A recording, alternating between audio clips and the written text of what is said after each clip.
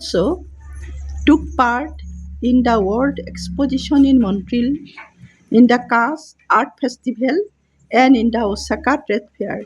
ওচাকাৰ বাণিজ্য মেলা trade fair আৰু কাৰ কলা মহোৎসৱত আৰ্ট ফেষ্টিভেল কলা মহোৎসৱত তেওঁ কি কৰিছিল বিশ্ব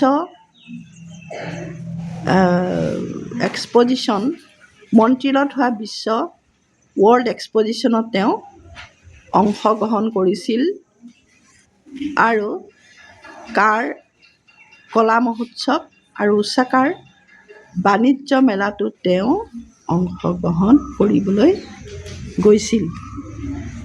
So well known did he become internationally that an auditorium in Tehran was named after him, তাহেৰ মৌছিকী উস্তাদ বিছমিল্লা খান। তেওঁ ইমানেই বেছি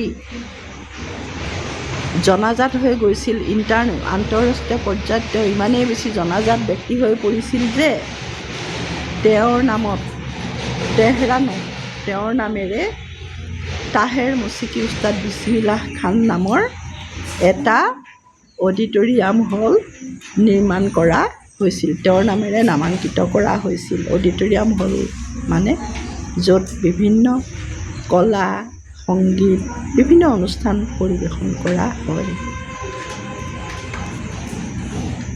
Then national awards like the Padma Shri, the Padma Vibhushan and the Padma Bhushan and the Padma Vibhushan were conferred on him.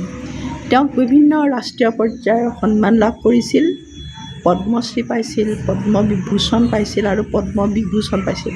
Padmashri, Padma Bhushan, Padma Vibhushan, তাৰপিছত পাইছিল ভাৰত ৰত্ন।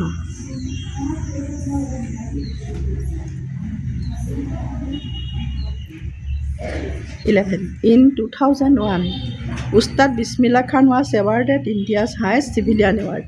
2001 চনত বিছমিল্লা খানক ভাৰতৰ আটাইতকৈ উচ্চ স্তৰৰ অসামৰিক সন্মান ভাৰত ৰত্ন প্ৰদান কৰা হৈছিল।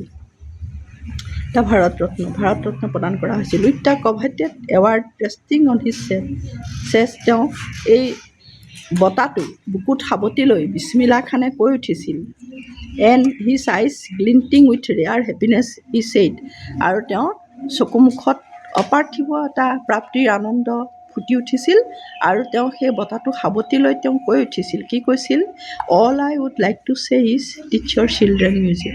মই কেৱল এটা কথাই ক'ব খোজোঁ, আপোনালোকে আপোনালোকৰ সন্তানক সংগীতৰ শিক্ষা দিয়ক। This is Hindustan's richest tradition. এয়া হ'ল ভাৰতৰ অত্যন্ত বৰ্ণাঢ্য এটা পৰম্পৰা।